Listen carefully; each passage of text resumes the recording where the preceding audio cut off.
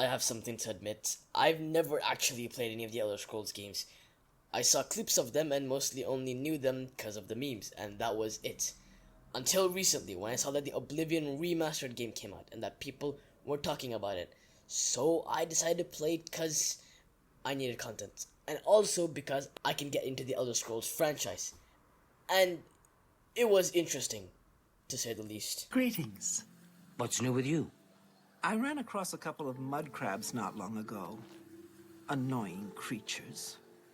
Ugly things with their thick shells and sharp claws. I avoid them. Safe travels. Bye.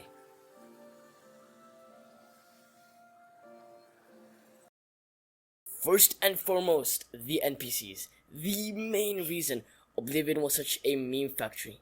The game mainly revolves around said NPCs and interactions with them, so you get to see them a lot. And every time I've talked to an NPC, there was always something goofy happening. Even when you're not talking to them, there's just something going on. This one time I was at Jeff's house for a quest, and I was just looking around to see if I can find anything useful. And I guess I didn't see this glaring red text, but I just took his stuff, which I didn't think he would mind, but he did, and turned into a friggin' samurai and butchered me. But they do add so much more goofiness to this game, even though the story is quite serious. Speaking of story, it's kind of draggy, to be honest. I don't even think draggy is a word, but at so many points where the story could have just ended up, something happens, and the story just drags further and further. Like this one time a guy stole an amulet, and after tracking him down to find him, he disappears. So I have to find him again with another quest. And the quests themselves vary a lot in terms of what you have to do, so that could make some parts of the game just kind of annoying. Like for example, the books quest. I first had to go meet this lizard lady by walking through 47 doors.